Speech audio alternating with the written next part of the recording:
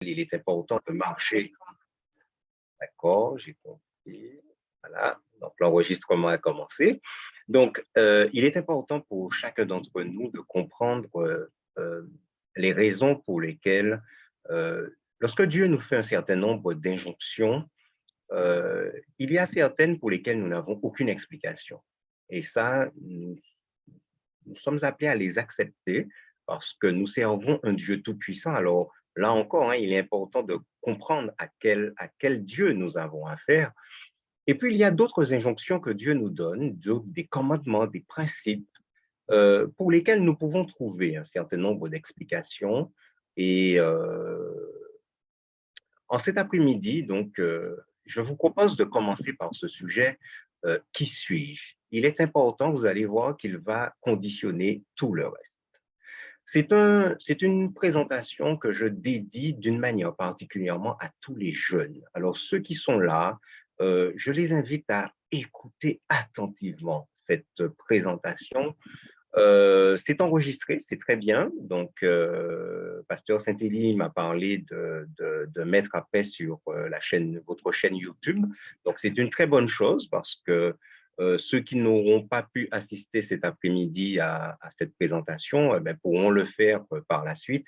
Et véritablement, j'aimerais inviter tous les jeunes qui vont écouter cette présentation à inviter leurs amis, tous ceux qui auront peut-être raté, qui n'auront pas pu être avec nous, partager ce lien parce que nous allons considérer un sujet ô combien important et la vérité a dit Jésus, vous connaîtrez la vérité et la vérité vous affranchira.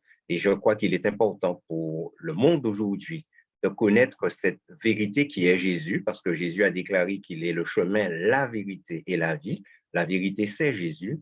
Et c'est ce que nous allons considérer en cet après-midi. Je vais commencer par le partage d'écran. Voilà. Michael, c'est bon? Oui, c'est bon pour moi. Pour le partage d'écran? OK. Très bien. Bon, je vous invite, chers amis, à incliner la tête et nous allons prier. Béni sois-tu, ô Dieu notre Père, de l'opportunité que tu nous accordes dans cet instant de pouvoir nous rencontrer alors que nos frères et sœurs de la France sont déjà dans le sabbat. Nous, on a encore un gros soleil ici, mais nous sommes unis par ton esprit. Et alors que nous débutons ce week-end avec ce thème important. Alors nous croyons, Seigneur, que tu seras présent parmi nous, que tu as toi-même suscité ce moment, que tu as suscité le thème, que tu auras également inspiré les présentations qui seront faites et que ton Saint-Esprit prenne la direction des opérations et que tout ce qui se dira, se fera, vienne directement de toi. Que tu bénisses, Seigneur, toute la plateforme qui est en place, que tu bénisses les connexions, les ordinateurs, les smartphones, tous les appareils qui sont utilisés pour ce moment. Bénis ma connexion Internet, mon ordinateur également. Il permet nous d'arriver au bout de cette présentation. Conduit par ton esprit, nous t'avons prié au nom de Jésus. Amen. Marcher dans la pureté. Premier temps, bien comprendre pourquoi il est important. Alors, Michael, je ne sais pas, il y a des bruits. Je ne sais pas si tous les micros sont fermés. Oui, je vais J'entends demander au quelques technicien de bruits faire le parasites. nécessaire. D'accord? Ouais, d'accord. OK. Marcher dans la pureté, premier élément, premier angle d'attaque par lequel nous allons commencer ce week-end.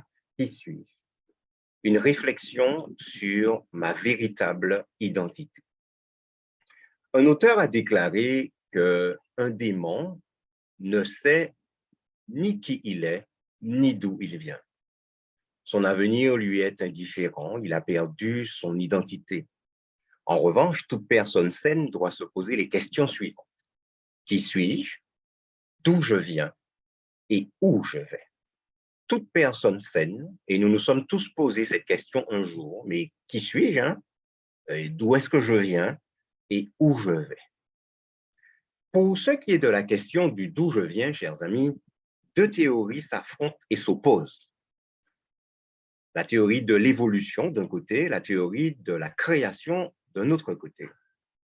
La théorie de l'évolution est relativement récente car il était admis que Dieu était le créateur des cieux, de la terre, des hommes. La science a même été fondée pour honorer le créateur. Quoi qu'on veuille séparer aujourd'hui la science de la foi, il n'en était pas ainsi au départ. Je voudrais vous proposer cette déclaration de Max Planck, prix Nobel de physique. C'est un physicien allemand, l'un des fondateurs de la mécanique quantique. Je ne pourrais pas vous dire ce qu'est la mécanique quantique, je ne suis pas physicien, c'est un domaine qui me dépasse complètement. Mais ce qui est intéressant, c'est que c'est un prix Nobel. Quand on parle de mécanique quantique, de physiciens, etc., nous sommes face à des personnes, des grosses têtes, des personnes qui réfléchissent, des têtes pensantes, des personnes qui, lorsqu'elles parlent, on écoute. Et voilà ce que déclare Max Planck. La preuve la plus immédiate, sans doute, de la compatibilité de la science et de la religion est le fait historique que les plus grands chercheurs scientifiques de tous les temps, des hommes comme Kepler, Newton, Leibniz, aient été pénétrés d'une profonde religiosité. Max Planck, alors qui, de son vivant, vit justement cette tentative de dissocier science de la foi. Et Max Planck déclare que la preuve la plus immédiate qu'il y a une compatibilité de la science et de la foi et de la religion, c'est le fait historique. Et ça, c'est important. Il nous faut nous plonger dans l'histoire pour comprendre cela. Le fait historique que les plus grands chercheurs scientifiques de tous les temps, les plus grands, pas forcément ceux d'aujourd'hui, il y a quelques têtes d'aujourd'hui, mais les plus grands, ce n'est pas eux. Il y a les plus grands qui ont commencé, qui ont fondé la science, et c'est grâce à leurs travaux que les scientifiques d'aujourd'hui peuvent continuer ce qu'ils ont commencé. Les plus grands chercheurs scientifiques de tous les temps, des hommes comme Kepler, Newton, Leibniz, aient été pénétrés d'une profonde religiosité. Alors, chers amis, j'ai eu le plaisir, la joie de tomber, alors je ne veux pas dire par hasard, mais de temps en temps, j'aime bien passer dans les librairies et voir un peu ce qu'il y a comme magazine. Et puis, j'étais tombé sur celui-là, le Science et Vie, un hors-série, numéro 265, consacré à Dieu et à la science. Alors, moi, quand je tombe sur des magazines comme ça, je les achète, je les mets là, et je les lis après. Et je peux vous dire que ça s'avère fort utile, parce que quand j'ai à traiter des sujets, ça me donne un vivier de citations et d'informations pour pouvoir enrichir ces dites présentations. Donc, Dieu et la science. Et dans ce magazine, qu'est-ce qu'on nous dit à la page 79? Si les Kepler, Galilée et autres Newton qui ont fondé la science moderne, et cette science moderne est fondée à partir des années 1500 après Jésus-Christ. Donc, si les Kepler, Galilée et autres Newton ont cherché à comprendre le monde, à observer sa marche le plus minutieusement possible et à décortiquer son horloge interne, s'ils ont entrepris de fonder la science moderne, c'était d'abord pour honorer le créateur d'un monde si fascinant, pour se rapprocher de Dieu. C'est très important pour les jeunes qui écoutent là cet après-midi. Vous allez rentrer dans les grandes universités, vous allez faire les grandes écoles. Il est important d'avoir ça à l'esprit. Les grands scientifiques, les premiers, ceux qui ont fondé la science moderne, s'ils ont entrepris de fonder cette science, c'était d'abord pour honorer le créateur de mondes si fascinants, pour se rapprocher de Dieu, pas pour s'en éloigner, mais pour se rapprocher. Alors, quelques exemples. Nicolas Copernic, qui est un astronome polonais, chanoine, médecin et mathématicien. Il est à l'origine de l'héliocentrisme, une théorie qui place le Soleil au centre du monde et non plus la Terre. Alors, aujourd'hui, nous savons, et grâce à Copernic entre autres, Galilée par la suite, qu'aujourd'hui, nous savons que le Soleil est au centre du système solaire et que les planètes gravitent autour du Soleil. Mais à l'époque, alors cette théorie, on l'appelle, cette théorie, et qui est exacte, qui se révèle être la théorie exacte, la réalité exacte, cette théorie s'appelle l'héliocentrisme. Alors, auparavant, on pensait plutôt que c'était la Terre qui était au centre et que les étoiles et les plus autres planètes gravitaient autour de la Terre, puisque on voit le Soleil se lever à l'est et se coucher à l'ouest. Donc, on voit le Soleil se déplacer, mais pas la Terre, et on n'a pas la sensation que la Terre se déplace. C'est ce qu'on appelait le géocentrisme. Alors, Nicolas Copernic, il est à l'origine, justement, il s'est appuyé sur d'autres travaux également, de l'héliocentrisme, théorie qui place le Soleil au centre du monde et non plus la Terre.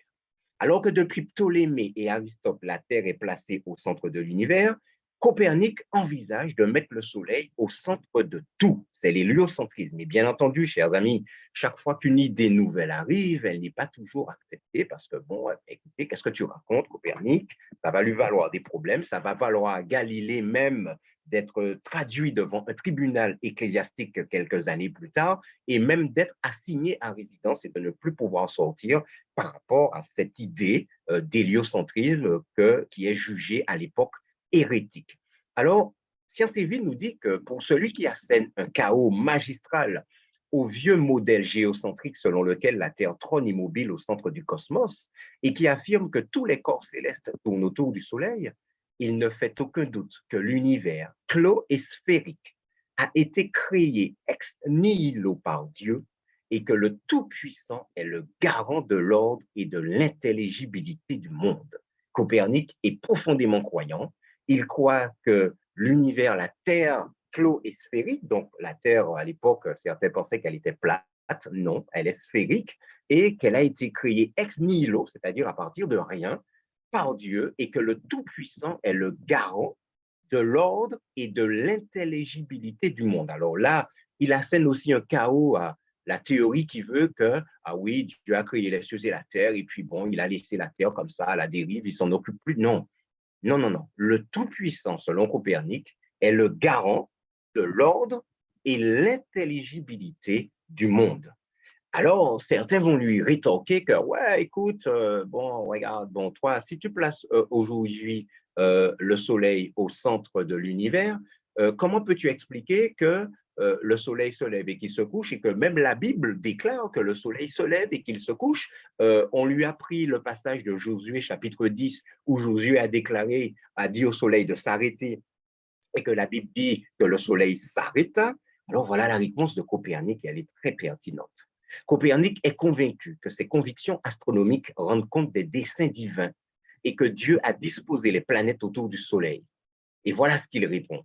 La Bible n'étant pas un livre de science, argumente-t-il, elle ne doit pas être lue au pied de la lettre. Attention, sa déclaration est à prendre avec beaucoup de pincettes. On parle de science. Mais comme elle s'adresse au commun des mortels, à des ignorants qui voient les étoiles se lever à l'est, elle ne peut pas leur dire que la réalité est tout autre, ce qui jetterait un trouble terrible dans l'esprit des croyants. Alors, je vais nuancer un peu le propos de Copernic. Alors, quand il parle d'ignorants, alors il parle d'ignorants par rapport à la science, par rapport à la compréhension de ce que Dieu a fait. Pas que nous soyons des idiots, des pauvres ignorants, pas dans ce sens-là, mais que nous n'avons peut-être pas suffisamment encore tous les éléments pour comprendre ce qui se passe quand nous voyons le soleil se lever et se coucher, alors que la Terre, c'est elle qui tourne autour du soleil. Et à ce moment-là, ils ne savent pas encore ces choses-là. Donc là, ce qu'il veut dire, c'est une pédagogie que Dieu utilise toujours pour pouvoir s'adresser aux êtres humains. Il parle toujours de manière à ce que l'être humain puisse le comprendre. Jésus, lorsqu'il est arrivé sur la terre, il a parlé à des pécheurs. Donc, il va prendre des analogies, des images, des comparaisons. Le royaume des cieux est semblable à un filet jeté dans la mer et qui ramasse plein de poissons. Et que fait le pêcheur? Arrivé sur le rivage, il va trier. Ça, là, il parle à des pêcheurs qui comprennent. Jésus parle également à des bergers. Alors, le royaume des cieux est semblable à un berger qui avait 100 brebis et qui en a perdu une. Il laisse 99 brebis pour aller chercher la brebis perdue.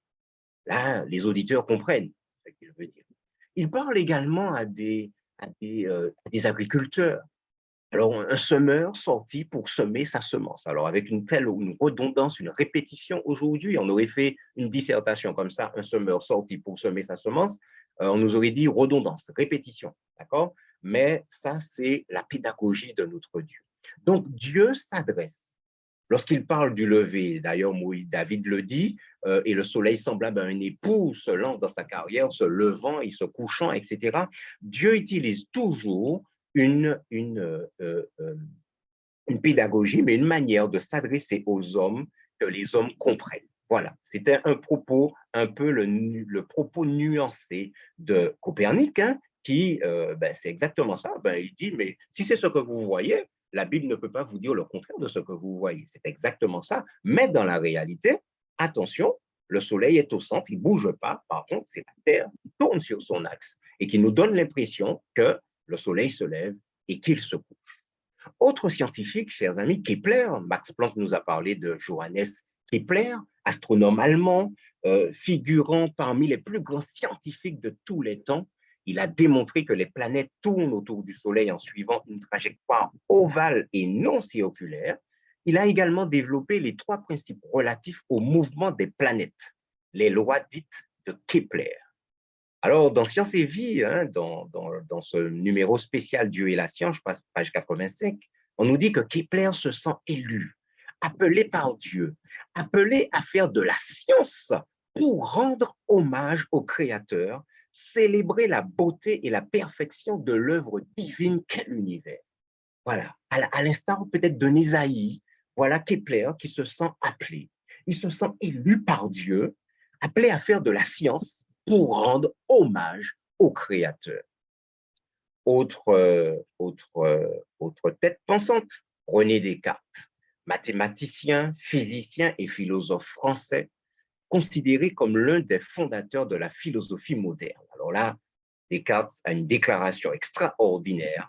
Dieu fonde la science et l'on ne peut pas faire de la science si l'on ne croit pas en Dieu. Aïe, aïe. C'est fort ça.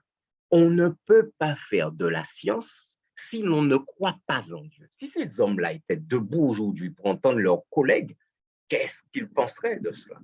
La science continue-t-il se développe par les hommes, mais attention, le propos de la science n'est pas de chercher à percer les desseins de Dieu. C'est fort.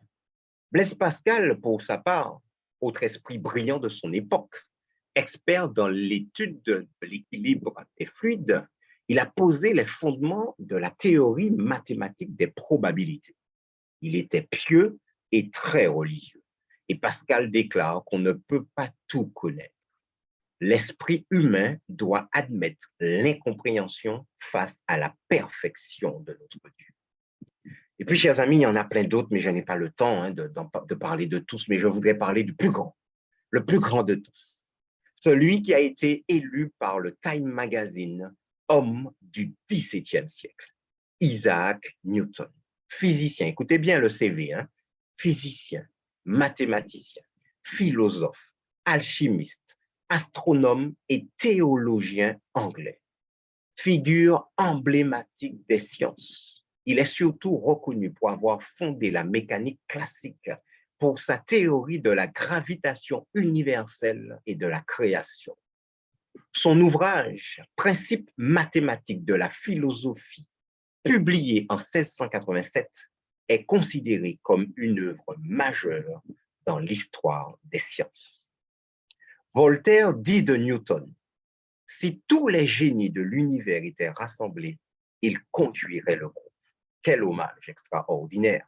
Si tous les génies de l'univers, Voltaire ne reste même pas à la Terre, il va au-delà de la Terre. Si tous les génies de l'univers étaient rassemblés, ils conduiraient le groupe. Tellement le bonhomme, il est pointu. Le célèbre mathématicien et astronome français Laplace, Simon Laplace, estima que les principes mathématiques de Newton, donc ce livre publié en 1687, les principes mathématiques de Newton étaient assurés pour toujours d'une prééminence sur toute autre production de l'intelligence humaine. La première place Alors, quand j'ai lu ça la première fois, j'ai pensé à la Bible tout de suite, mais attention à l'esprit, la Bible n'est pas une production de l'intelligence humaine, car l'apôtre Paul déclare que toute écriture est inspirée de Dieu. Donc, la Bible est une production de Dieu, mais pas de l'homme. Donc, pas de problème, je n'ai pas de problème à accepter cette déclaration de Simon Laplace, que peut-être que les principes mathématiques de Newton sont assurés pour toujours d'une prééminence sur toute autre production de l'intelligence humaine. Et je me suis dit, tiens, qu'est-ce qu'il dit dans ce livre? C'est extraordinaire. Mais avant, que savoir encore de Newton? Il avait une piété très profonde. Il ne pouvait admettre que l'on ne croit pas en Dieu. Et il affirmait que l'athéisme est si insensé et détestable pour le genre humain qu'il n'a jamais eu beaucoup de partisans. Newton, chers amis, déclare concernant quand il regardait l'organisation du ciel, des astres, de la Terre. Voilà ce qu'il déclare. Cet admirable arrangement du Soleil, des planètes et des comètes ne peut être que l'ouvrage d'un être tout-puissant et intelligent. Ceci est tiré de Principes mathématiques de la philosophie naturelle, page 410. Mais j'ai poussé la curiosité, mais qui est l'être tout-puissant et intelligent? Peut-être que ce serait Dame Nature, par exemple. De qui parle-t-il? Voilà ce qu'il dit. Continue. Cet être infini gouverne tout, non comme l'âme du monde, mais comme Seigneur de toutes choses. Le Très-Haut, notre Dieu, est un être infini, éternel, entièrement parfait. Nous devons croire qu'il y a un seul Dieu ou monarque suprême pour pouvoir le révérer et lui obéir en observant ses lois et lui rendre aussi honneur et gloire. Mesdames et messieurs, chers amis, nous sommes dans un ouvrage scientifique, principe mathématique de la philosophie naturelle. Waouh! Le Très-Haut est un être infini, éternel, entièrement parfait. Nous devons croire qu'il y a un seul Dieu ou monarque suprême pour pouvoir le révérer et lui obéir en observant ses lois et lui rendre aussi honneur et gloire. Nous devons croire qu'il est le Père d'où procède toute chose et qu'il aime son peuple comme ses enfants, afin qu'il puisse l'aimer en retour et lui obéir comme à son Père. C'est extraordinaire. Croirait entendre l'apôtre Paul. Et Newton de déclarer que la merveilleuse constitution de l'univers, avec son harmonie incomparable, n'a pu se faire que selon les plans d'un être omniscient et tout-puissant. Cela, dit-il, demeure ma plus haute et ultime conviction. Chers amis, la science a été fondée pour honorer le Créateur, rendre gloire au Créateur. Malheureusement, quelque chose va se passer. Un événement va se passer, un événement qui a lieu en 1859, avec la parution d'un livre le 24 novembre 1849, un ouvrage au titre ambitieux et qui résume à lui seul le contenu. Livre intitulé « De l'origine des espèces par la sélection naturelle ou la préservation des races favorisées dans la lutte pour la vie ». Dans ce livre, l'auteur, Charles Darwin, soutient qu'il n'y a pas d'intervention divine dans l'apparition et l'évolution des espèces animales et que celles-ci reposent sur des mécanismes de sélection naturelle. Ce livre sera le point de départ d'une théorie qui va bouleverser le monde, la théorie de l'évolution, où on nous raconte, chers amis, que il y a eu une grosse explosion il y a 13,8 billions d'années. Alors, un billion, chers amis, c'est 1000 milliards. Donc, nous sommes à 13,8 billions, c'est 13,8 000 milliards d'années et qu'au fur et à mesure, vous voyez, des particules subatomiques vont apparaître, ensuite que des électrons, des nucléons qui vont se combiner en atomes, les atomes en molécules.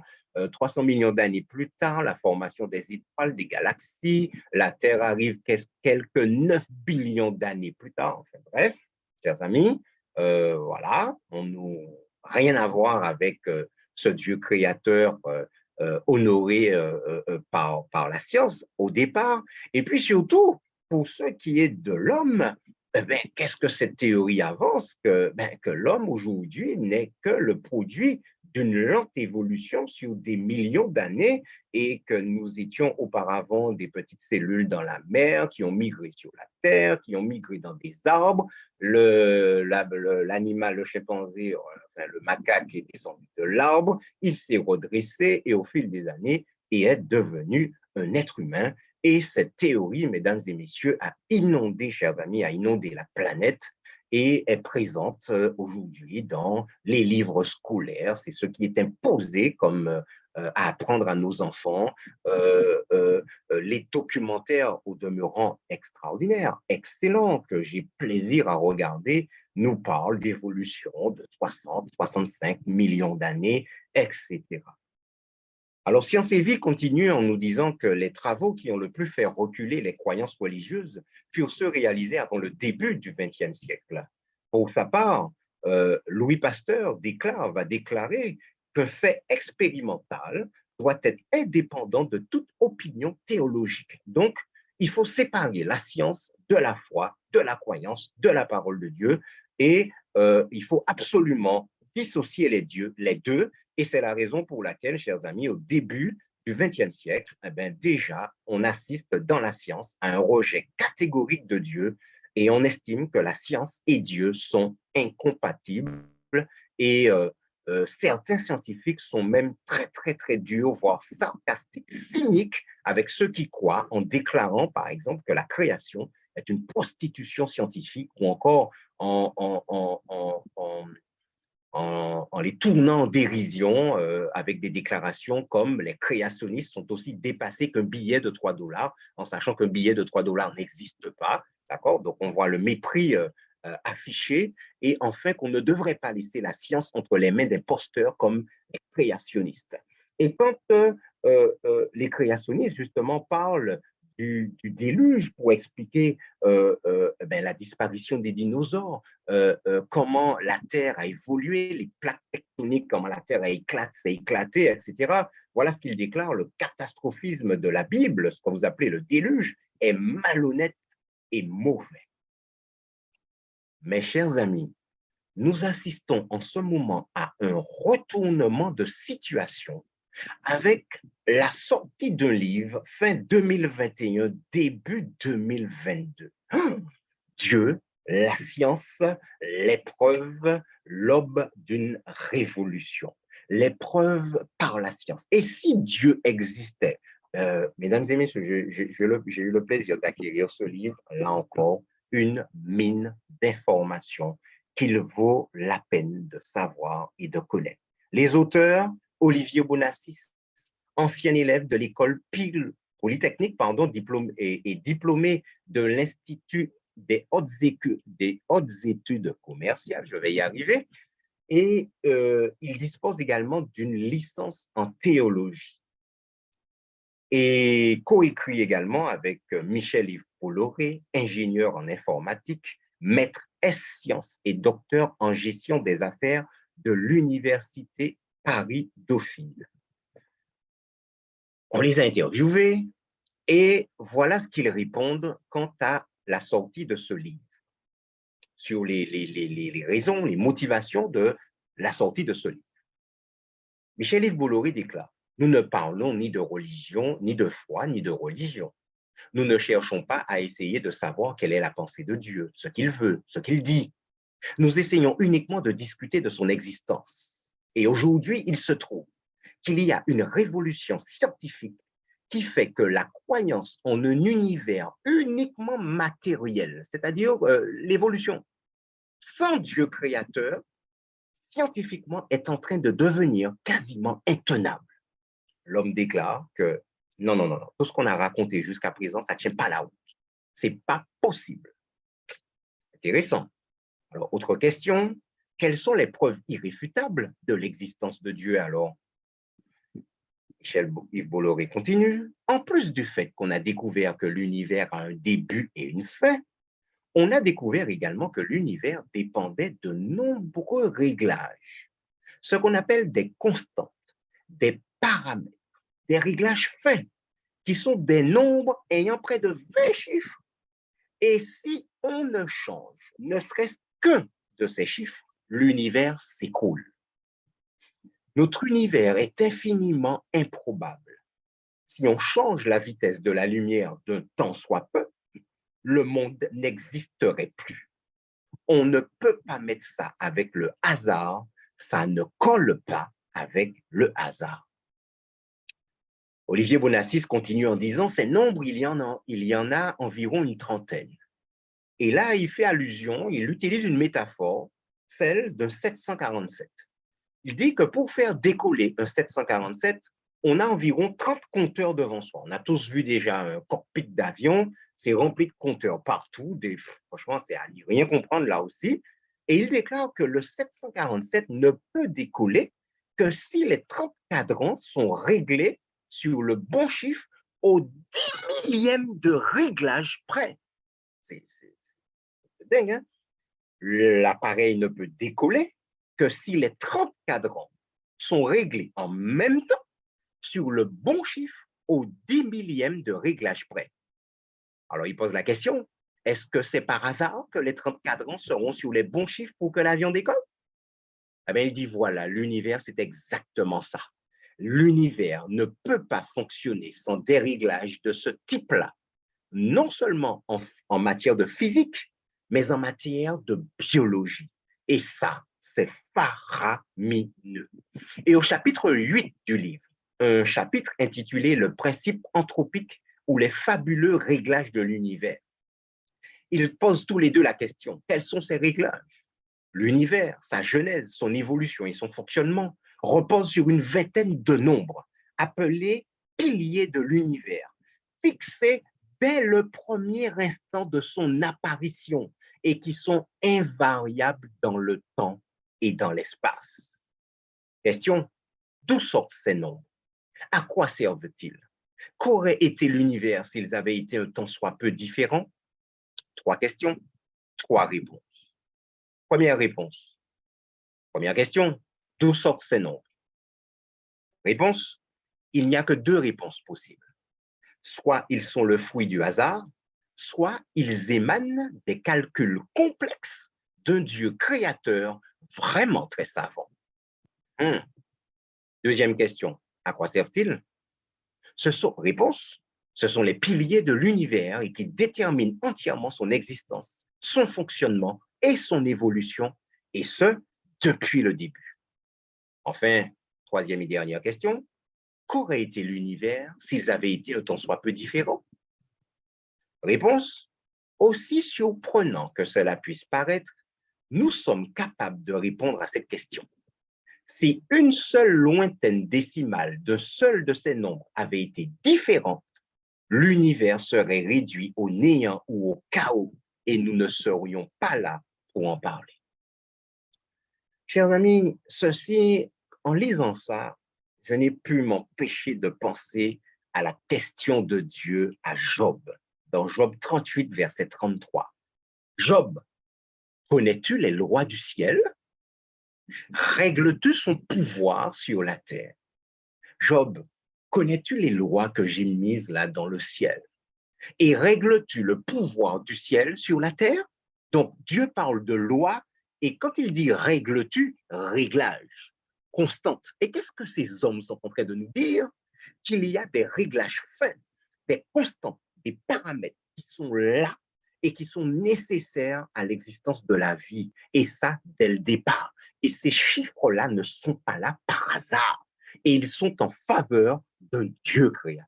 C'est extraordinaire. Alors, j'ai pris 3 exemples, hein, chers amis. Premier exemple, c'est la force de gravité, qu'on appelle la force de gravitation définie par la constante G. Regardez le chiffre. Je suis incapable de lire ce chiffre, chers amis. Je n'ai fait qu'en recopier ce que j'ai trouvé dans le livre. 6,67430 multiplié par 10 exposant 11, ça veut dire qu'il y a 11 zéros derrière, mètre cube, kilo moins 1, S moins 1. Bon, bref, je suis incapable, mes amis, de lire ce chiffre, mais c'est un chiffre. Et quand on considère la force de gravité, voilà notre système solaire et regardez le Soleil au milieu. Le Soleil, la masse estimée du Soleil est de 1,99 milliard de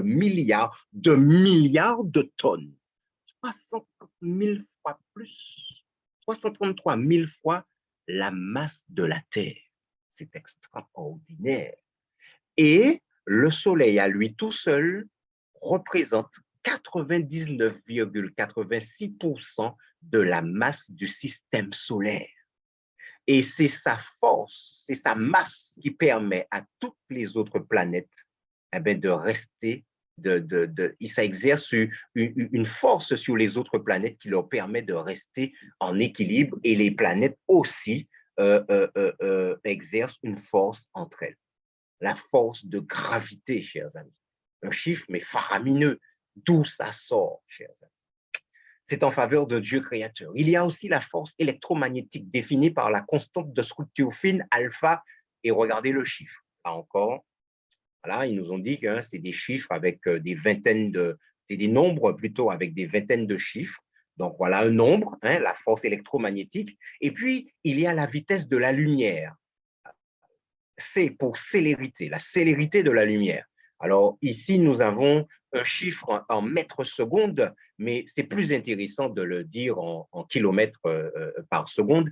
La vitesse de la lumière, c'est 300 000 kilomètres par seconde, chers amis.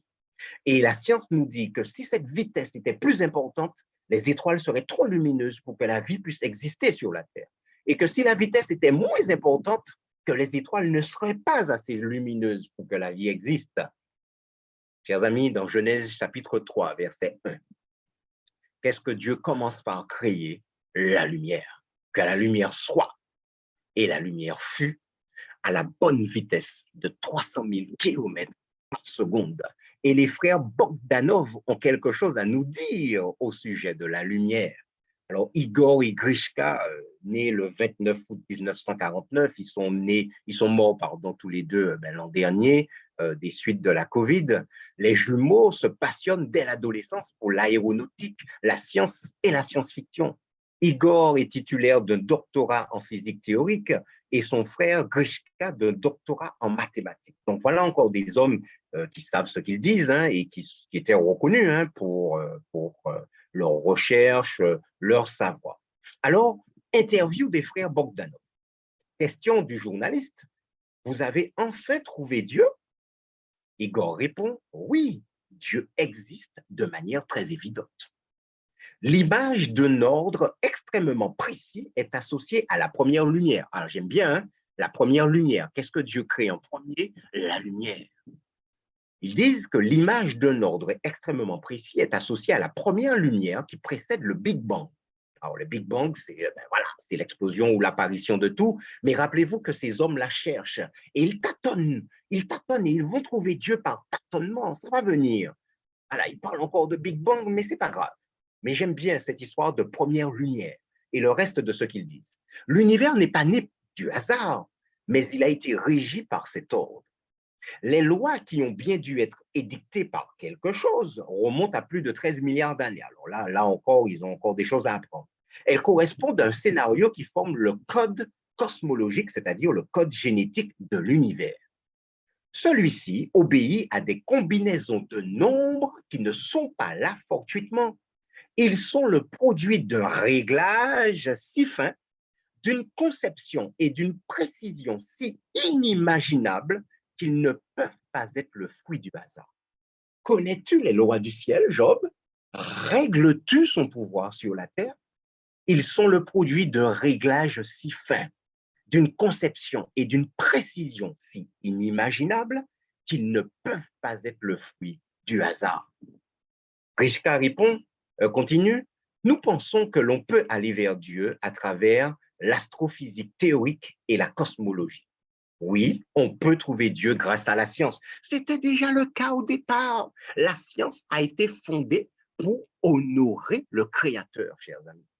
Une cause que nous acceptons d'appeler Dieu a réglé les 20 premiers paramètres cosmologiques qui sont à l'origine de la création de l'univers, comme la force de gravité, la vitesse de la lumière, etc.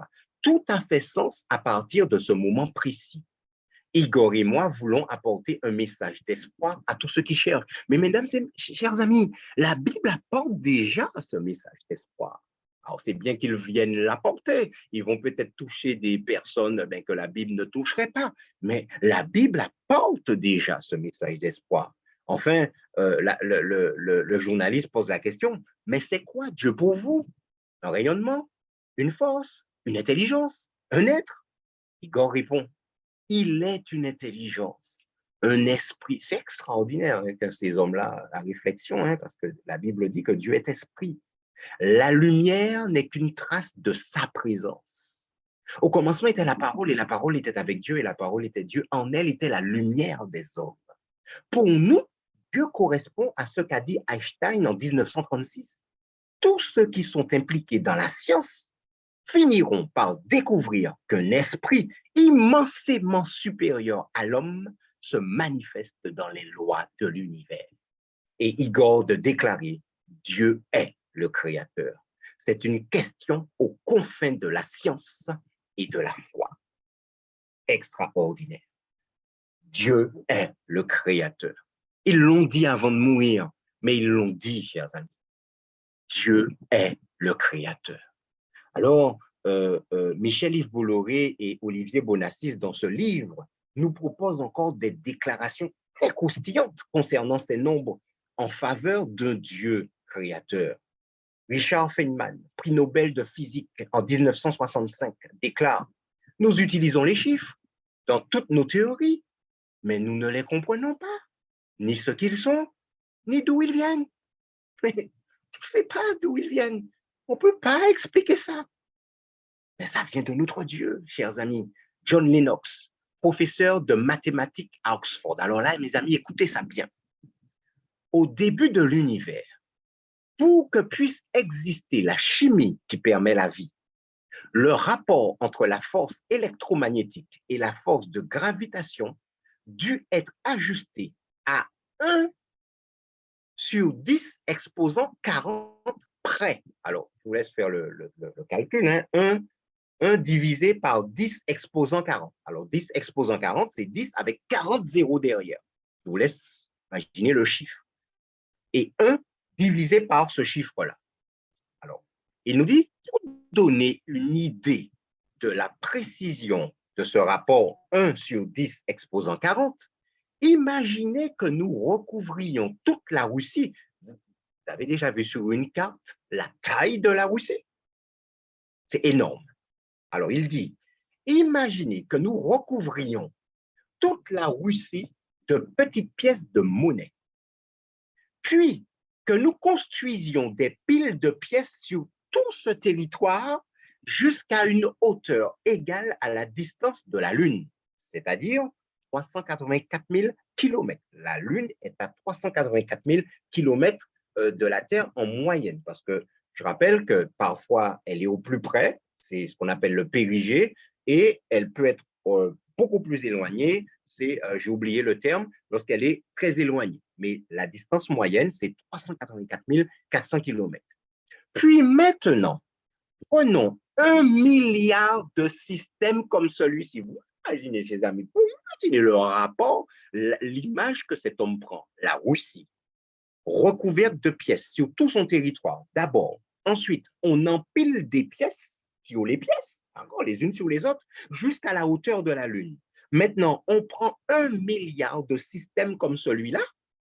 Enfin, peignons une seule pièce en rouge, puis bandons les yeux d'un ami et demandons-lui de la trouver en un seul instant. La probabilité qu'il tombe dessus est de l'ordre de 1 sur 10 exposant 40. C'est vraiment une infime probabilité.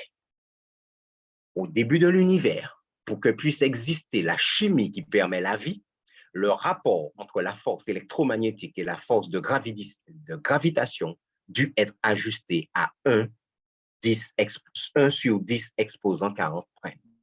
Seul notre Dieu pouvait faire ça, chers amis. Seul. Le hasard, ce n'est pas possible. Le caractère fortuit d'un tel nombre, d'un tel chiffre, d'un tel rapport, ce n'est pas possible. C'est tout simplement pas possible. Christian Hanfinson, professeur de chimie à Harvard, prix Nobel de chimie en 1972. Alors là, tenez-vous bien. Je pense que seul un idiot peut être athée. Alors, bon, les idiots, les athées vont apprécier. nous devons admettre qu'il existe une puissance ou une force incompréhensible, dotée d'une clairvoyance et d'un savoir illimité qui a fait naître l'univers à l'origine. Et chers amis, je termine avec deux dernières déclarations, mais pour moi qui sont, wow, c'est de la bombe. La première, Robert Jastrow, astrophysicien, professeur à l'Université de Columbia, directeur à la NASA. L'homme déclare: quelle cause a produit cet effet?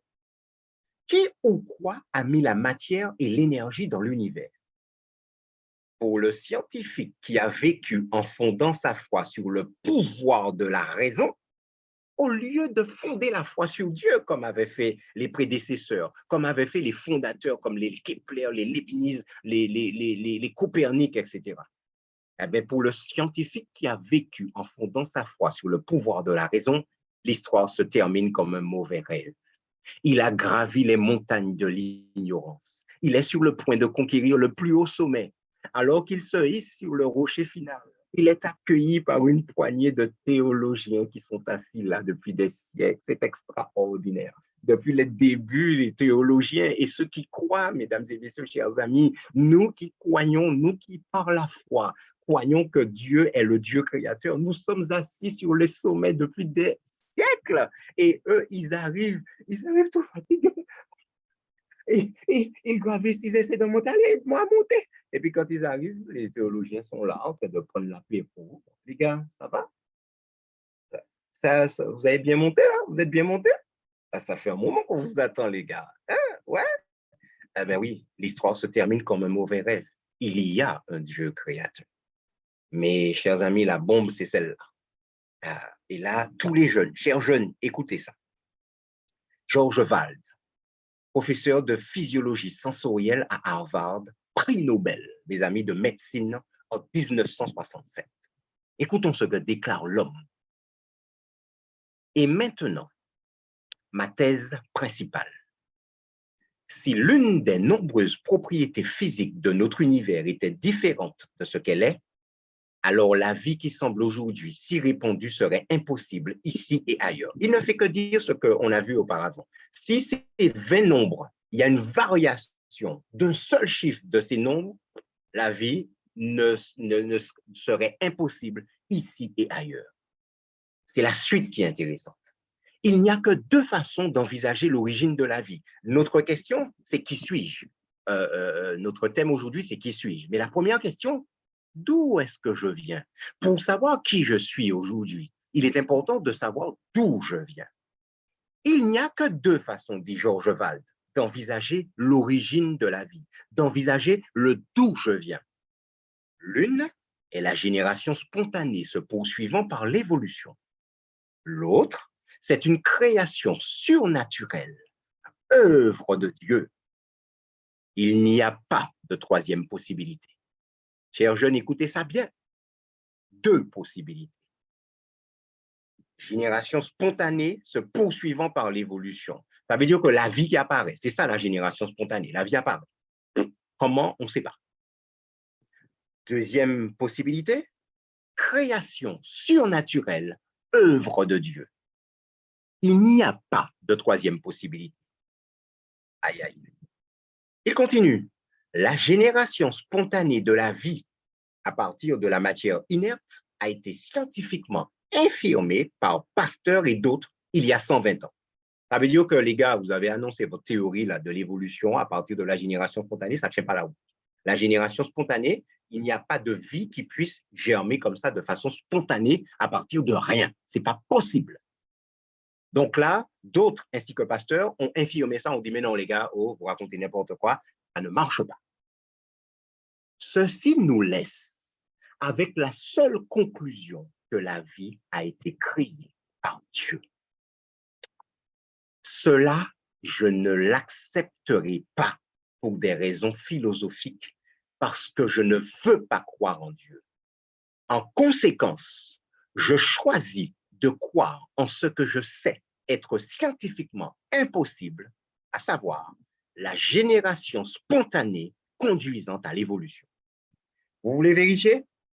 C'est là-dedans, page 261. C'est fort, mesdames et messieurs, chers amis. Aujourd'hui, le monde est inondé d'une théorie pourtant que les scientifiques savent faux. Et pourtant, on nous bassine avec cette théorie. C'est incroyable. Alors, ceci m'a fait penser à cette déclaration de l'apôtre Paul, inspirée par l'Esprit de Dieu dans Romains 1, Romains chapitre 1er, versets 18 à 22. La colère de Dieu se révèle du ciel contre toute impiété et toute injustice des hommes qui retiennent injustement la vérité captive. Car ce qu'on peut connaître de Dieu est manifeste pour eux, Dieu le leur ayant fait connaître. En effet, les perfections invisibles de Dieu, sa puissance éternelle et sa divinité se voient comme à l'œil depuis la création du monde quand on les considère dans ses ouvrages. Ils sont donc inexcusables puisque, ayant connu Dieu, ils ne l'ont point glorifié comme Dieu et ne lui ont point rendu grâce. Mais ils se sont égarés dans leurs pensées et leur cœur sans intelligence a été plongé dans les ténèbres. Se vantant d'être sages, ils sont devenus fous. Chers amis, nous avons choisi la bonne part, comme Jésus avait dit à Marthe. Nous avons choisi la bonne part de croire en un Dieu créateur, de croire en la Bible comme étant la parole inspirée de notre Dieu. Et aujourd'hui, la science est obligée d'admettre qu'il y a un Dieu, parce que ce n'est pas possible. Là, il n'y a plus de hasard.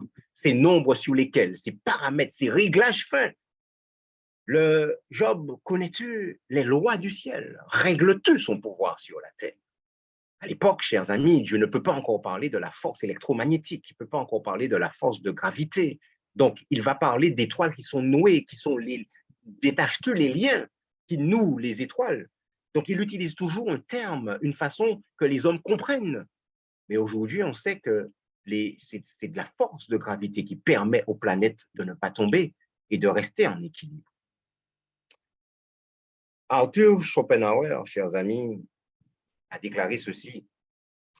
La vérité franchit toujours 3 étapes. D'abord, elle est ridiculisée. Ensuite, elle subit une forte opposition. Puis, elle est considérée comme ayant toujours été une évidence. Un Dieu créateur? Oh, non, mais vous êtes ridicule, monsieur. Non, mais retournez. Bon, écoutez, ça, c'est des histoires pour les enfants. Là, nous sommes dans un conseil scientifique. Laissez-nous parler. Voilà, la porte est juste là. Vous pouvez sortir. D'accord? Laissez les gens qui connaissent. Voilà, on est ridiculisé. On parle d'un Dieu créateur. Non, mais c'est qui Dieu? C'est un produit de l'imagination. Freud va déclarer que c'est toutes les vertus qu'on a prises, qu'on a projetées sur un être qu'on appelle Dieu, pour se rassurer, pour éviter d'être seul. Voilà.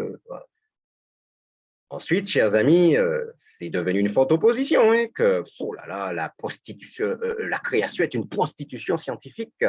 Et aujourd'hui, un Dieu créateur est considéré comme ayant toujours été une évidence. Il y a un Dieu créateur, chers amis. Ça devient une évidence qu'il y a un Dieu créateur. Après avoir été ridiculisé, après avoir subi une forte opposition, cette notion devient une évidence, un Dieu créateur. André Malraux a déclaré que le 21e siècle serait spirituel ou ne le serait pas. Reste à savoir, chers amis, de quelle spiritualité il parlait. De quelle spiritualité il s'agira? Le 21e siècle, nous y sommes. De quelle spiritualité aujourd'hui, quelle spiritualité règne aujourd'hui dans ce monde? Entre le retour du religieux, la vogue des sectes, l'attrait pour la philosophie, la quête de sens et d'éternité, l'aspiration à un ailleurs ou autrement, toutes les voies individuelles ou collectives sont possibles comme antidote au matérialisme, théorie de l'évolution et autres, sous toutes ses formes. Chers amis, chers jeunes, la seule spiritualité qui vaille la peine, c'est celle qui émane de la parole de Dieu. Et la parole de Dieu déclare dans Jean chapitre 1er, versets 1 à 4, au commencement était la parole. Et la parole était avec Dieu. Et la parole était Dieu. Elle était au commencement avec Dieu. Toutes choses ont été faites par elle. Et rien de ce qui a été fait n'a été fait sans elle. En elle était la vie, et la vie était la lumière des hommes. Et cette parole, chers amis, nous est parvenu jusqu'à ce jour. Et l'apôtre Paul déclare dans 2 Timothée 3, versets 16 à 17, que toute écriture est inspirée de Dieu et utile pour enseigner, pour convaincre, pour corriger, pour instruire dans la justice, afin que l'homme de Dieu soit accompli et propre à toute bonne œuvre. Et voici ce que nous dit l'Écriture au sujet de nos origines. Nous y trouvons le récit de la création qui débute par 2 mots, au commencement, même 3, au commencement Dieu. Et nous voyons un Dieu, chers amis, qui en 6 jours va créer un écosystème extraordinaire, le premier écologiste qui soit, qui va imaginer, chers amis, l'environnement, qui va imaginer des milieux de vie, la terre, la mer, l'air, et il va peupler ces environnements, ces milieux de vie d'êtres vivants. Alors, des arbres, des plantes, des arbres fruitiers, des herbes portant de la semence. Il imagine aussi des animaux, des oiseaux dans l'air, des poissons et toutes sortes d'autres formes de vie dans toute la faune qui va former la faune marine. Et puis tous les animaux terrestres, chers amis. Alors, Dieu va créer tout ça.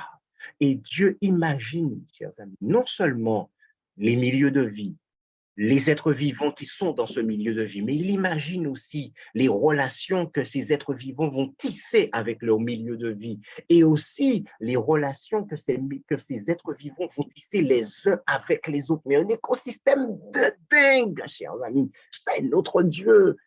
Et il commence par la lumière, le 2e jour, le ciel, chers amis. Le 3e jour, il va appeler la main des eaux, les eaux qui sont restées en dessous. Il va les rassembler en une seule partie, l'appeler la main des eaux mers. Il dit que le sec paraisse et la terre apparaît. Et il va, chers amis, agrémenter cette terre avec des plantes, des herbes, de l'herbe verte, des herbes qui portent de la semence, des arbres fruitiers, future alimentation de l'être humain. Le 4e jour, c'est un jour que j'aime, chers amis, journée mondiale des mastodontes avec les luminaires qui arrivent, les étoiles qui arrivent, et puis cette organisation extraordinaire, puisque Dieu avait également dit que les astres, les luminaires seraient là aussi pour marquer les temps, les mois, les années, les époques, et nous avons aujourd'hui la Terre qui tourne sur son axe en 24 heures. La Lune qui tourne autour de la Terre en 1 mois et la Terre qui tourne autour du Soleil en 1 année. Mais c'est extraordinaire. Comment une telle organisation a pu se faire de manière fortuite? Ce n'est pas possible. Le jour 5, la faune marine arrive, la faune aérienne, tous les oiseaux arrivent. Et le 6e jour, la faune terrestre arrive et l'homme, couronnement de la création, arrive. L'homme, Dieu crée l'homme et la femme.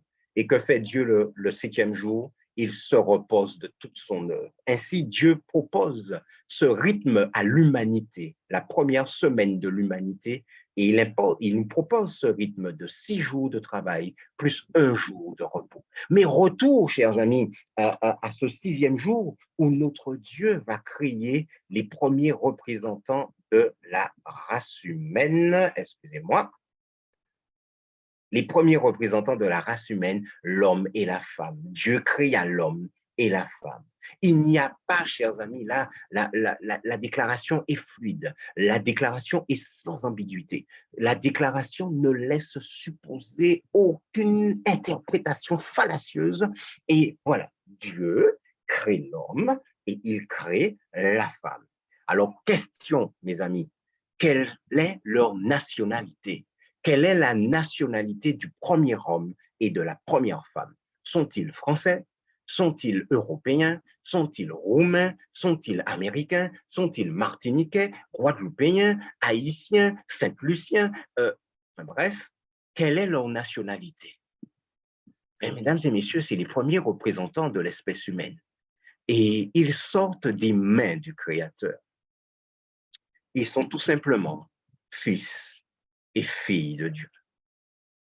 Adam et Ève sont fils et filles de Dieu. Ce sont les enfants de notre Dieu. Et rappelez-vous ce que nous disait tout à l'heure, comment il s'appelle, Newton, que Dieu considérait son peuple comme ses enfants et que ses enfants étaient appelés à le considérer comme un père qui prend soin de ses enfants. Et c'est ainsi que Dieu se présente à l'humanité. je suis votre Père, et nous récitons cette célèbre prière, notre Père qui es aux cieux, que ton nom soit sanctifié. Donc, Adam et Ève étaient fils et filles de Dieu. Malheureusement, la Bible encore nous parle du fait que nos premiers parents vont perdre leur nationalité. Un verset particulier va attirer notre attention, tiré de 1 Jean chapitre 3, versets 8 à 10. Celui qui pêche est du diable, car le diable pêche dès le commencement. Quiconque est né de Dieu ne pratique pas le péché. C'est par là que se font reconnaître les enfants de Dieu et les enfants du diable. Donc là, nous constatons, chers amis, l'existence de deux familles avec un père à la tête de chacune. D'un côté, il y a une famille avec Dieu pour père, et d'un autre côté, il y a une famille avec le diable pour père, puisqu'il y a les enfants de Dieu et les enfants du diable. Alors, je reviens sur cette notion de celui qui pêche est du diable, car le diable pêche dès le commencement. Quiconque est né de Dieu ne pratique pas le péché. Alors, vous voyez bien que Jean utilise un verbe particulier, pratiquer le péché. Parce que la Bible dit ailleurs, la Bible semble contradictoire. Cette fois, le juste tombera et cette fois, il se relèvera. Comme quoi, il est possible pour un juste de pécher. L'apôtre Jean lui-même dira aussi, petits enfants, ne péchez point. Mais si vous péchez, vous avez un avocat auprès du Père, Jésus-Christ le juste. Donc, pratiquer le péché, c'est vivre dedans. Et puis, il y a celui qui persévère. C'est ce que l'apôtre dit. Celui qui persévérera jusqu'à la fin sera sauvé. Il sait qu'il a des tares, il a des défauts de caractère, des vieilles tendances, et il se bat. Et il demande au Saint-Esprit son aide, il demande au Seigneur son aide. Mais parfois, il chute, et il se relève, et il continue sa course. Et parfois, il chute encore, et il se relève, et il continue sa course. Ce n'est pas la même chose que pratiquer le péché. Pratiquer le péché, c'est vivre dans le péché, sciemment dans le péché. C'est deux choses complètement différentes. Mais ce qui nous intéresse là cet après-midi, là maintenant, chers amis, c'est l'existence de ces deux familles. Que s'est-il passé si les premiers, nos deux premiers parents étaient enfants de Dieu? Il serait logique que tous leurs enfants et donc tous les descendants soient également enfants de Dieu, petits-enfants, arrière-petits-enfants, etc., de notre Dieu. Ben non, chers amis, parce qu'il s'est passé quelque chose et Adam et Ève ont perdu leur nationalité. Alors, nous n'avons pas beaucoup de temps, hein, je vais passer rapidement dessus. Adam et Ève, hein, les voilà, premiers représentants de l'humanité. Dieu créa l'homme à son image, il le créa à l'image de Dieu, il créa l'homme et la femme. Quelle est leur nationalité, nous l'avons dit? Fils et filles de Dieu, ils sont enfants de Dieu.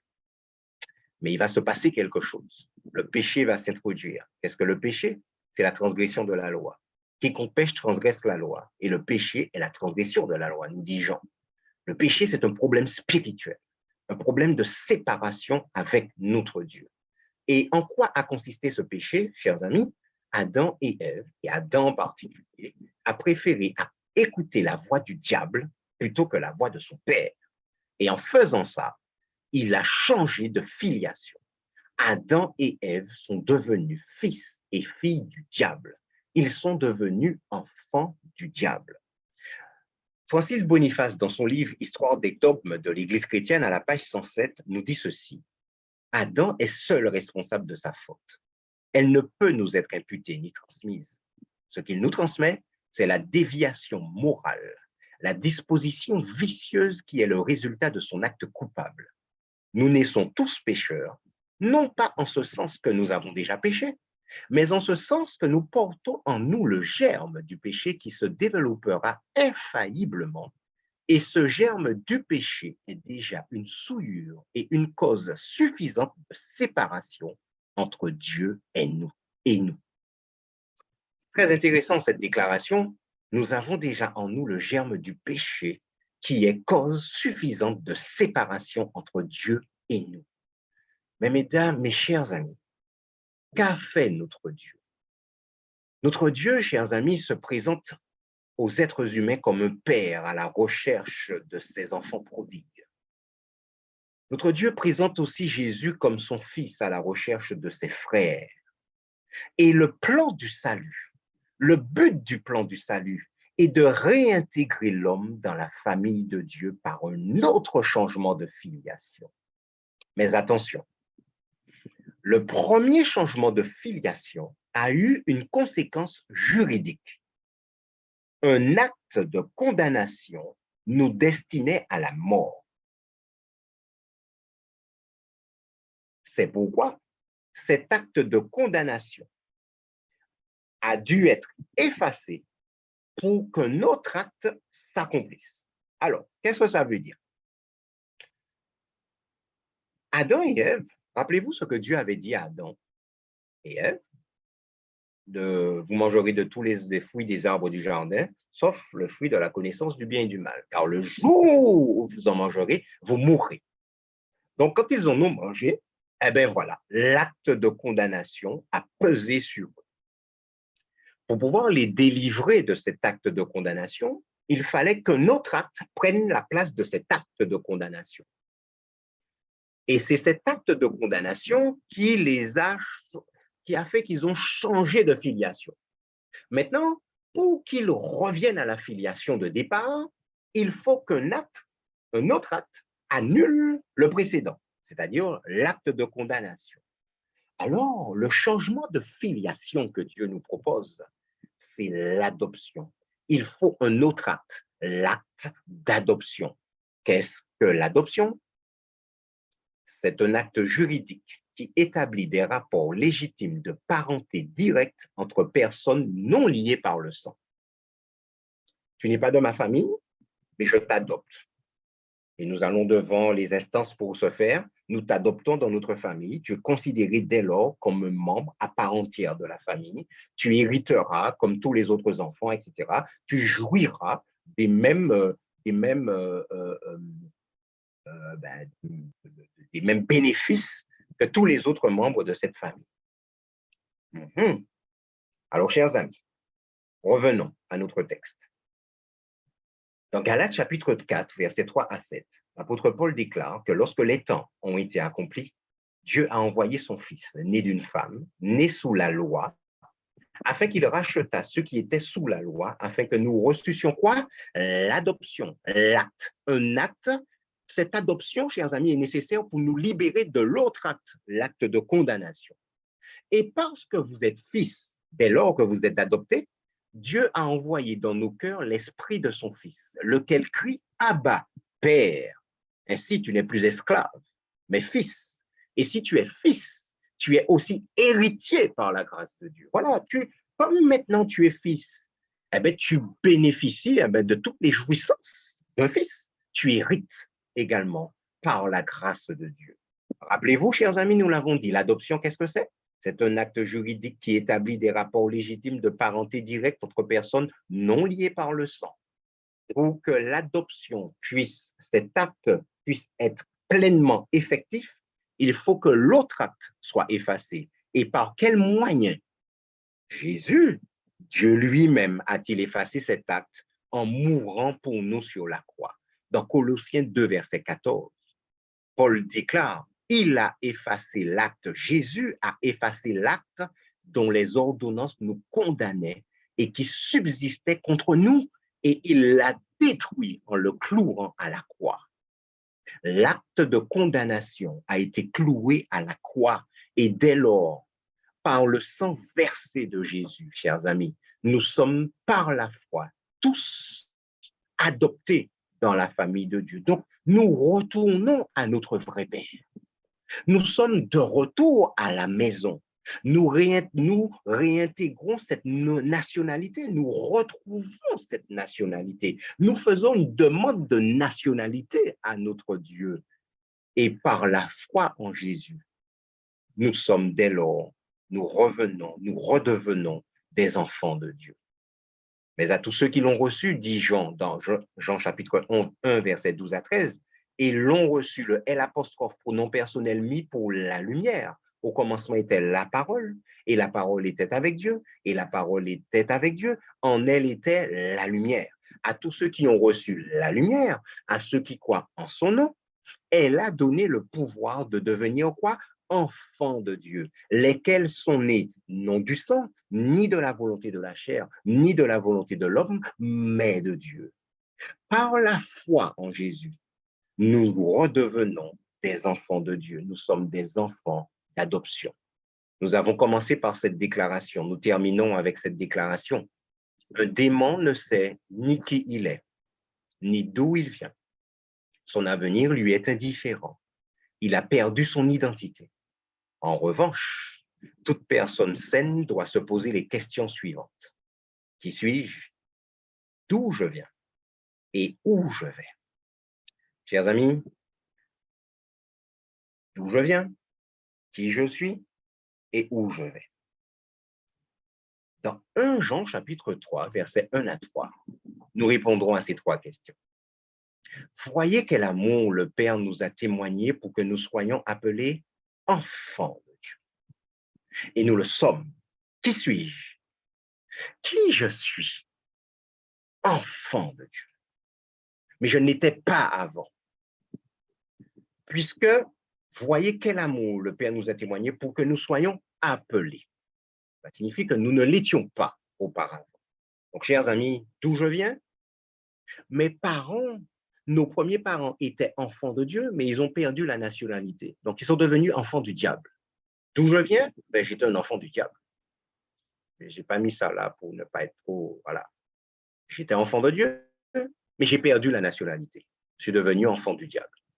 Qui suis-je maintenant? Je suis enfant de Dieu par la foi en Jésus-Christ. Nous le sommes. Si le monde ne nous connaît pas, c'est qu'il ne l'a pas connu. Bien-aimés, nous sommes maintenant enfants de Dieu. Et ce que nous serons, où je vais, n'a pas encore été manifesté. Mais nous savons que lorsque cela sera manifesté, nous serons semblables à lui parce que nous le verrons tel qu'il est. Alors, chers amis, où je vais? Je suis destiné à être semblable à Jésus. Nous sommes maintenant enfants de Dieu et ce que nous serons n'a pas encore été manifesté. Mais nous savons que lorsque cela sera manifesté, nous serons semblables à lui parce que nous le verrons tel qu'il est. Alors, chers amis, non seulement nous le verrons tel qu'il est, non seulement nous serons semblables à lui, mais voilà la promesse, que votre cœur ne se trouble point. Croyez en Dieu et croyez en moi. Il y a plusieurs demeures dans la maison de mon Père. Si cela n'était pas, je vous l'aurais dit, je vais vous préparer une place. Et lorsque je m'en serai allé et que je vous aurai préparé une place, je reviendrai et je vous prendrai avec moi afin que là où je suis, vous y soyez aussi. D'où je viens? J'étais enfant du diable. Mes parents avaient perdu la nationalité. Qui je suis aujourd'hui? Je suis enfant de Dieu et cela nécessite un choix de ma part, une décision d'appartenir, de faire alliance avec mon Jésus, de donner mon cœur à Jésus. Donc, je suis un enfant de Dieu par la foi en Jésus-Christ. Et où est-ce que je vais? Eh bien, je suis destiné à être semblable à Jésus parce que je le verrai tel qu'il est. Et non seulement ça, c'est qu'il vient me chercher pour m'emmener avec lui là où il est. Et alors, regardez la fin du texte de 1 Jean 3, verset 1 à 3. Le verset 3. Quiconque a cette espérance en lui, qu'est-ce qu'il fait? Se purifie comme lui-même est pur. Marcher dans la pureté. Pourquoi marcher dans la pureté? Qui suis-je? Marcher dans la pureté, mesdames et messieurs, chers amis, est intimement lié à la question d'où je viens, qui je suis et où je vais. Quiconque a cette espérance, qu'est-ce qu'il fait? Quiconque a cette espérance en lui, en Jésus, se purifie comme lui-même est pur. Pour se purifier, chers amis, il nous faut avoir cette espérance. Sans cette espérance, on ne peut pas se purifier. Espérance en quoi? Eh bien, en un Jésus dont je suis l'enfant là maintenant, je suis enfant de Dieu par la foi en Jésus et ce que je suis sera bientôt manifesté parce que je le verrai tel qu'il est, je serai semblable à lui et surtout qu'il vient me chercher pour m'emmener là où il se trouve. Maintenant, fort de cette espérance, je suis appelé à me purifier. Donc, le fait de se purifier a un sens. Je sais pourquoi je vais adopter un certain mode de vie. Je sais pourquoi je vais adopter un certain mode alimentaire. Je sais pourquoi je vais adopter un certain mode de pensée. Parce que j'ai une espérance. L'espérance de rencontrer mon Jésus. L'espérance de voir mon Jésus. Qui suis-je? Pour moi, Frédéric Etena, je suis enfant de Dieu. Et vous, qui êtes-vous? Je vous remercie de votre attention.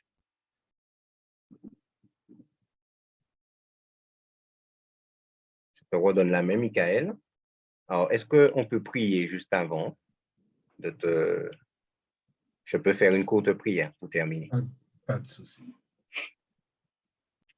Merci, notre Dieu, de ce que tu nous as permis d'arriver au bout de cette présentation par ta grâce. Merci pour ta parole qui a été exaltée. Merci pour la personne de Jésus-Christ, ton Fils, qui est venu nous chercher et qui est mort pour nous sur la croix du Calvaire, qui a effacé l'acte de condamnation qui pesait sur nous et qui nous a, par cet acte, par l'adoption, nous voici de retour à la maison du Père. Et nous sommes aujourd'hui enfants de Dieu. C'est ta parole qui l'assure. Et nous le sommes. Et le plus beau est à venir. Quiconque a cette espérance en lui, en Jésus, se purifie comme Jésus lui-même est pur. Nous avons là un fondement, Seigneur, de la notion de purification pour celui qui croit en toi. Nous avons là, Seigneur, un sens à notre vie et loin, Seigneur, de ce non-sens, de cette théorie qui voulait que nous soyons des descendants de singes. Seigneur, là, il n'y avait aucune espérance, il n'y avait aucune issue. Ta parole, Seigneur, nous donne de l'espérance et nous donne un avenir encore meilleur. Merci de nous avoir permis aussi de considérer d'où nous venons avec aujourd'hui cette théorie qui a inondé le monde alors que tu venais de susciter un peuple pour prêcher le message des 3 anges.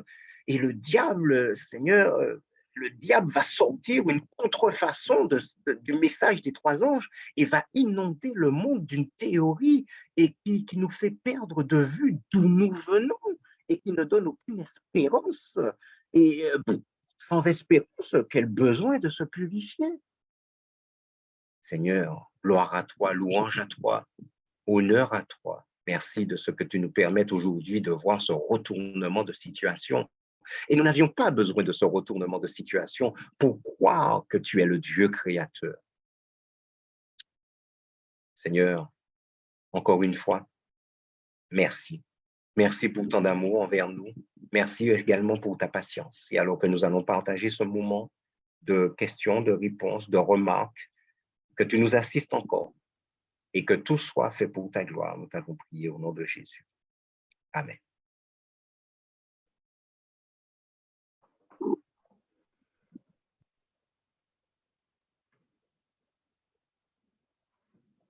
Eh bien, nous sommes très heureux et remercions le frère Etena du sujet très passionnant, très captivant qu'il nous a présenté ce soir, hein, qui a retenu toute notre attention. Gloire à Dieu, nous sommes ses enfants. Et nous n'avons pas reçu de questions dans le chat, mais j'aimerais donner la possibilité à toutes les personnes qui sont connectées ce soir pendant 30 minutes d'adresser spontanément au frère Etena leurs questions. Voilà, sur une durée de 30 minutes s'ils le souhaitent. On y va, il n'y a pas de Moi, j'ai souci. une question. Oui, Myriam. Oui, en fait, je voudrais juste connaître la chaîne YouTube de l'Église pour pouvoir revoir la présentation parce que je trouvais que c'était vraiment bien. Et j'ai cherché sur YouTube, je n'ai pas trouvé la chaîne YouTube. Donc, je voulais avoir le nom précis de la chaîne YouTube de l'Église de la Fer, s'il vous plaît.